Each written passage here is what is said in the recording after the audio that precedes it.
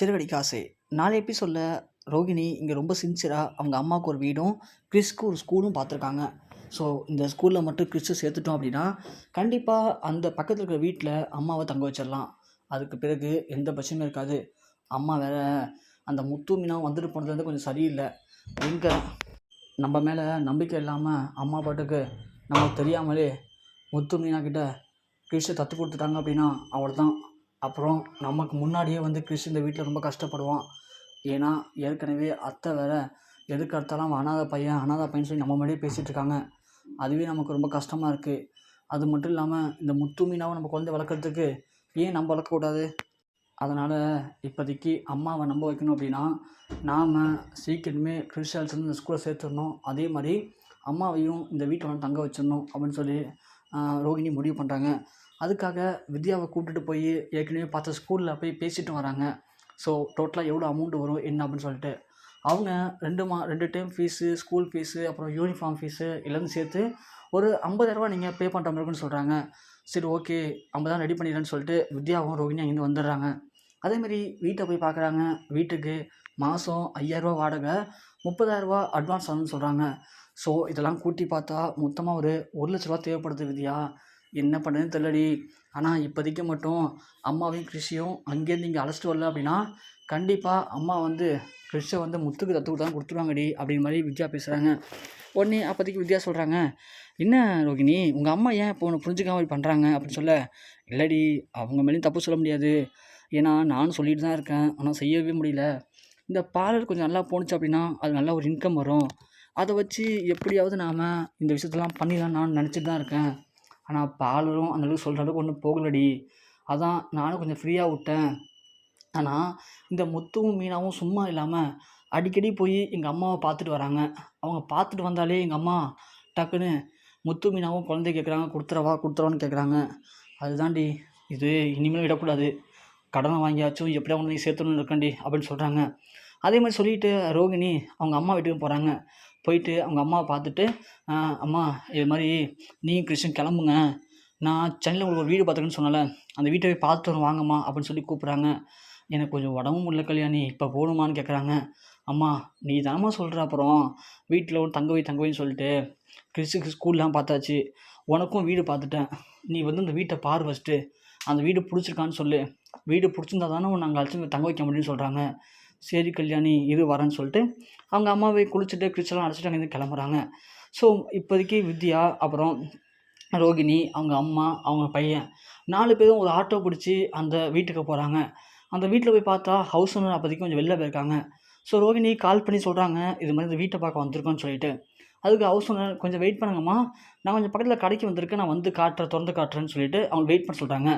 இந்த பக்கம் மனோஜ் வந்து பார்த்தோம்னா ஏற்கனவே அவருக்கு ஒரு பெட்டு சீட் வந்துச்சு இல்லையா, அந்த பெட்டு சீட்டில் ரோகிணியால் தான் அவனுடைய எதிர்காலம் அப்படிங்கிறது ஒட்டுமொத்தமாக பாதிக்கப்பட போகுதுன்னு சொல்லி இருந்தது. மனோஜுக்கு கொஞ்சம் குழப்பமாகவே இருக்குது. என்னடா இப்படி சொல்லிட்டாங்களே, என்னடா பண்ணுறது நம்ம அப்படின்னு சொல்லிட்டு. அதுக்காக மனோஜ் வந்து அவங்க ஃப்ரெண்ட்ஸ்லாம் ஐடியா கேட்குறாரு. அன்றைக்கி நான் கடைக்கு ஒருத்தன் வந்து பெட்டு சீட் வச்சுட்டு போகிறான், அவன் யாருன்னு தெரில, அந்த இடத்துல இருக்க சிசிடிவி கேமரா செக் பண்ணால் கண்டுபிடிச்சிடலாமா அப்படிங்கிற மாதிரி யோசிக்கிறாரு. ஆனால் அது எப்படி கண்டுபிடிக்காது, கண்டிப்பாக அதுக்கு சப்போர்ட் இருக்கணும்ல அப்படிங்கிற மாதிரி மனோஜ் யோசிக்கிறான். அதோட ரோகிணியுடைய பழைய காலத்தை பற்றி யோசிச்சா தான் பிரச்சனைன்னு சொல்கிறாங்க.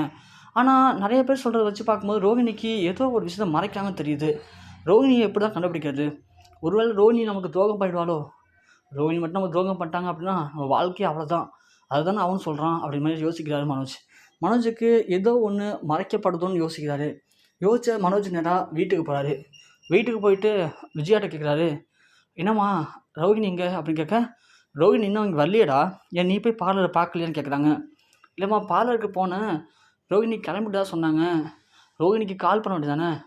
ரோகிணி கால் பண்ணம்மா, நம்பர் ரீச் ஆகலை, அதான் சரி வீட்டில் போனோம் நீ வந்தம்மான்னு சொல்ல, இன்னும் வரலடா மனோஜ் ரோகிணி அப்படின்னு சொல்கிறாங்க. அப்படியாம்மா சரி வரேன் இருமா, எங்கடா போகிற, இருமா நான் வரேன் அப்படின்னு சொல்லிட்டு மனோஜ் வந்து கிளம்புறாரு. கிளம்பி இந்த ரோகிணி எங்கே தான் போயிருப்பா அப்படின்னு சொல்லிட்டு திரும்பவும் பார்லருக்கே போகலாமான்னு சொல்லி போகிறாரு. பார்லருக்கு போகும்போது மனோஜ் வந்து பார்த்தோம்னா ரோகிணியை பார்த்துறாரு. ரோகிணி வித்யாவும் அவங்க அம்மாவையும் கிறிஷையும் அந்த வீட்டில் உட்கார வச்சுட்டு பக்கத்தில் போய் தண்ணி வாங்கிட்டு வரலான்னு சொல்லிட்டு வராங்க. வரும்போது இவங்கள பார்த்துறாங்க. என்ன ரோகிணி வித்யாவும் இங்கே சுற்றிட்டு இருக்காங்க, எனக்கு தெரிஞ்சு இந்த வித்யா கிட்ட தான் ஏதோ ஒரு உண்மை இருக்குது, ரோகிணியை பற்றி தெரியணும் அப்படின்னா வித்யாவட்ட வச்சு லாக் பண்ணி பேசினா கண்டிப்பாக கண்டுபிடிச்சிடலாம் அப்படின்னு மாதிரி மனோஜ் யோசிக்கிறாரு. உடனே வண்டியை அங்கேயே ஓரமாக நிறுத்திட்டு இந்த ரோகிணியும் வித்யாவும் என்ன பண்ணுறாங்கன்னு பார்க்குறாரு. 2 பேரும் பேசிகிட்டே வந்துட்டுருக்காங்க. வந்து பக்கத்தில் இருக்கிற ஒரு கடையில் வந்து தண்ணி வாங்குறாங்க. தண்ணியும் பிஸ்கட்டும் வாங்குறாங்க, கொஞ்சம் ஸ்நாக்ஸ் வாங்குறாங்க. இதெல்லாம் வந்து இந்த இடத்துல வாங்கிட்டு எங்கே போகிறாங்க இவங்க அப்படின்னு சொல்லி மனோஜ் முடிச்சுட்டு பார்க்குறாரு. அப்படியே வாங்கிட்டு திரும்ப பேசிட்டு நடந்து போகிறாங்க. மனோஜும் அவங்க 2 பேரையும் அப்படியே பொறுமையாக அப்படியே ஃபாலோ பண்ணி போகிறாரு. ஸோ ரோகிணி வித்யாவும் இந்த பணத்தெல்லாம் எங்கே ரெடி பண்ணலாம், 1,00,000 ஆகும்டி, இதை மட்டும் ரெடி பண்ணி கொடுத்துட்டேன் அப்படின்னா ஓரளவுக்கு நான் பிரச்சனைலேருந்து தப்பிச்சிடுவேன், அதுக்கப்புறமா அந்த பணத்தை பொறுமையாக அடைச்சிடலாம் அப்படிங்கிற மாதிரி ரோகிணியும் வித்யாவும் பேசிட்டு போகிறாங்க. பின்னாடியே மனோஜ் வந்து அப்படி என்ன தான் பேசிட்டு போகிறாங்க, அதுவும் இந்த தெருவில் போகிறாங்களே, இவங்களுக்கு இந்த தெருவில் என்ன தான் வேலை இருக்கும் அப்படிங்கிற மாதிரி யோசிச்சுட்டு பின்னாடி போகிறாரு. பார்த்தா ரோகிணி அங்கே போகிறாங்க. அங்கே ஹவுஸ் ஓனர் வந்துடுறாங்க. வந்த உடனே ஹவுஸ் ஓனர்கிட்ட நின்று பேசிகிட்டு இருக்காங்க ரோகிணி. அவன் யார் அந்த ஆள், அந்த ஆள்கிட்ட என்ன பேசிகிட்டு இருக்கா ரோகிணி அப்படின்னு சொல்லி மனோஜ் இங்கே முடிச்சுட்டு பார்த்துட்ருக்காரு. ஹவுஸ் ஓனர்கிட்ட சொல்கிறாங்க, இது மாதிரி எங்கள் அம்மாவும் என் பையனும் அங்கே உட்காந்துருக்காங்க சார், நீங்கள் வந்து வீட்டை திறந்து விட்டிங்கன்னா அவங்கள்ட்ட காட்டிடுவேன். ஏன்னா நான் வந்து அடிக்கடி வெளில வேலைக்கு போயிடுவேன். எங்கள் அம்மாவும் எங்கள் பையனை மட்டும் தான் அந்த வீட்டில் இருப்பாங்க. நான் எப்பயாவது வந்து பார்த்துட்டு போவேன். இது என் ஃப்ரெண்டு அப்படின்னு இன்ட்ரெஸ்ட் நிற்கிறாங்க. சரிம்மா வாங்கம்மான்னு சொல்லிட்டு அவரு போய் கதவை திறக்கிறாரு. கதவை திறந்த உடனே தான் ரோகிணி போய் அவங்களுடைய அம்மாவையும் கிறிஸ்டியும் அழைச்சிட்டு வராங்க. அதை பார்த்த உடனே மனோஜுக்கு பெரிய ஷாக்கிங்காக இருக்குது. அவங்க அன்றைக்கி வீட்டில் தங்கியிருந்தாலும் ஒரு பாட்டி, அவங்க கிறிஸ்து, இவங்களுக்கு முத்துமையாக தானே பழக்கம், ஏன் இவங்களை அழைச்சி வராங்க அப்படின்னு பார்க்குறாங்க. அதே மாதிரி ரோகிணி அப்புறம் அவங்க அம்மா கிறிஷ் 3 பேர் போய் இந்த வீட்டை பார்க்குறாங்க. பார்த்தோன்னே அவங்க அம்மாவுக்கு வீடு பிடிச்சிருக்கு. ஸோ வீடெலாம் பிடிச்சிருக்கு, ஒன்றும் பிரச்சனை இல்லடி கல்யாணி, நான் இங்கேயே தங்கிக்கிறேன்னு சொல்லி பேசுகிறாங்க. பேசும்போது மனோஜ் நேராக அந்த வீட்டுக்கு வந்துடுறாரு. வீட்டுகிட்ட வந்துட்டு ஜன்னல் வழியாக எட்டி பார்க்குறாரு என்ன நடக்குதுன்னு சொல்லிட்டு. உள்ளே பார்த்தா ரோகிணி, வித்யா, ரோகிணியோட அம்மா, கிறிஷ் 4 பேரும் இருக்காங்க. வித்யா சொல்கிறாங்க, என்னடா கிரிஷ் வீடு நல்லா இருக்கா? நல்லா இருக்கேன் ஆண்டி, ஆனால் எங்கள் அம்மா மட்டும் எங்கள் கூட இருப்பாங்களா? என் கூடயே இருந்தாலும் இன்னும் சூப்பராக இருக்கும் அப்படின்னு கிறிஷ் சொல்ல, இங்கே மனோஜுக்கு ஒன்றுமே புரியல. அம்மாவா, யார் சொல்கிறான் இவன் அப்படின்னு சொல்லிட்டு யோசிக்கிறான் மனோஜ். அதுவும் இல்லாமல் கிறிஷோட அம்மா இங்கேயோ ஃபாரினில் வேலை பார்க்கறதால அன்றைக்கி முத்து சொல்லிட்டு இருந்தான் அப்படி மாதிரி சொல்கிறாங்க. உடனே ரோகிணி, நான் கண்டிப்பாக உன் கூட தான் தம்பி இருப்பேன், நீ ஒன்றும் பயப்பட வேணாம் அப்படின்னு சொல்லவும் மனோஜுக்கு இங்கே மிகப்பெரிய அதிர்ச்சியாக இருக்குது. என்ன இவ பாட்டுக்கு நான் அவன் கூட தான் இருப்பேன்னு சொல்கிறா, என்னடா நடக்குது இங்கே அப்படின்னு நினைக்கிறாங்க. உடனே இந்த இடத்துல அவங்க அம்மா சொல்கிறாங்க, கல்யாணி வீட்டு ரூமாக இருக்க கல்யாணி, எவ்வளோ கல்யாணி வாடகை அப்படின்னு கேட்கவும் மனோஜுக்கு ஒன்றுமே புரியல. என்ன கல்யாணி சொல்கிறாங்க, அவளும் அதுக்கு பேசுகிறா, அப்போது அது அவங்க அம்மாவாக இருப்பாங்களா? அப்போ ரோகிணியுடைய எதிர்காலம்னு சொல்கிறாங்களே, அப்போ ரோகிணியுடைய பழைய காலங்கிறது இதுதானா? அப்போ ரோகிணியுடைய அம்மா ரோகிணியுடைய பிள்ளையா? அப்போ ரோகிணி கல்யாணம் ஆகிடுச்சா? அப்போ ரோகிணியுடைய பேர் கல்யாணியா? அப்போ ரோகிணி தான் என்னை ஏமாற்றிட்டு இருக்காளா? இந்த விஷயம் தெரிஞ்சால் தூக்கு செத்துன்னு சொன்னாலும் இதுதானா அது? அப்போ ரோகிணி என்னை ஏமாற்றிட்டாளா? நான் அவ்வளோதான், எல்லாருமே அசிங்கப்படுத்திடா ரோகிணி அப்படின்னு சொல்லிட்டு பார்த்த உடனே மனோஜ் பயங்கரமாக என்ன சொல்கிறதுன்னு தெரில, டக்குன்னு உள்ளே போயிடுறாரு. உள்ளே போனதும் ரோகிணியால் ஒன்றுமே பேச முடியல, அப்படியே அதிர்ச்சியாக நிற்கிறாங்க.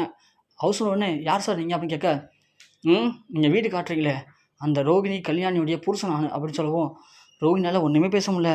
ஏன் ரோகிணி, உன் மேலே நான் எவ்வளோ நம்பிக்கை வச்சுருந்தேன், ஆனால் நீ வந்து என்னை இப்படி ஏமாற்றும் நினச்சி கூட பார்க்கல அப்படின்னு சொல்ல, மனோஜ் நான் சொல்கிறது கேளுங்க மனோஜ், கோபப்படாதீங்க, நான் என்ன சொல்கிறேன்னு கேட்டுட்டு பேசுன்னு சொல்ல, வாயை மூடு ரோகிணி, இதுக்கு மேலே நீ சொல்கிற எந்த ஒரு பொய்யும் நம்ப ரெடியாக இல்லை, ஆனால் நீ வந்து என்னை இவ்வளோ ஏமாற்றும் நான் சத்தியமாக எதிர்பார்க்கவே இல்லை.